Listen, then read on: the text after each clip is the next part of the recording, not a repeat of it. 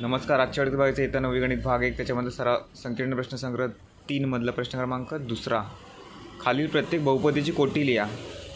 आपल्याला 3 प्रश्न दिले आहेत. तिन्ही प्रश्नांची उत्तर आपल्याला आजच्या वेळेस बघायची आहे. प्रश्न क्रमांक पहिला बघूया. 5 अधिक 3x चौथा घात या बहुपदीची कोटी. हे जरी उलटं सुलटं दिलं असेल तरी पण आपल्याला इथे x हे चल लक्षात घ्यायचं आहे. ओके, इकडे x नाही आहे. तर बहुपदीची कोटी म्हणजे काय? एकाच चलातील बहुपदीमध्ये चलाच्या सर्वात मोठ्या घातांकाला, सर्वात मोठा घातांक इकडे 4 दिसतो आहे, म्हणजे बहुपदीची कोटी किती आहे? 4 आहे. इथे आपण लिहूया कोटी 4 आहे.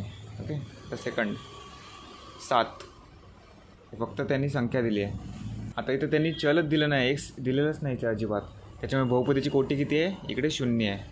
ओके, बहुपदीची कोटी किती आहे? 0 आहे. फक्त एक्स दिला असता तर बहुपदीची कोटी 1 आली असती, पण इथे एक्स पद्धत दिलं नाही, त्याच्यामुळे बहुपदीची कोटी 0 आहे.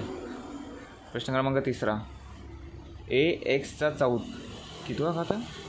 तर एका दिलं त्यांनी ax 7वा घात आहे अधिक bx 9वा घात आहे. ओके, आणि त्यांनी प्रश्नामध्ये काय दिलं आहे? a आणि b या संख्या काय आहे? स्थिर संख्या आहेत.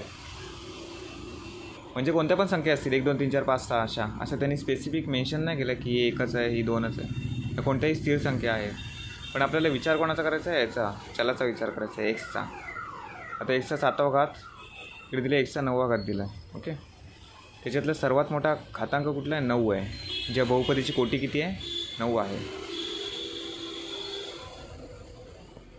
9 का बहुपदीची कोटी आहे? कारण एकाच चलातील बहुपदीमध्ये चलाच्या सर्वात मोठ्या घातांकाला, सर्वात मोठा घातांक इकडे 9 आहे ना, पण बहुपदीची कोटी पण किती आहे? 9 आहे. ओके, आता प्रश्न क्रमांक 3 नेक्स्ट व्हिडिओमध्ये बघूया. धन्यवाद.